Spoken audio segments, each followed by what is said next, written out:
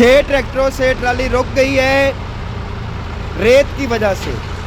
दोस्तों अगर वीडियो अच्छी लगी हो तो लाइक कर देना, शुक्रिया।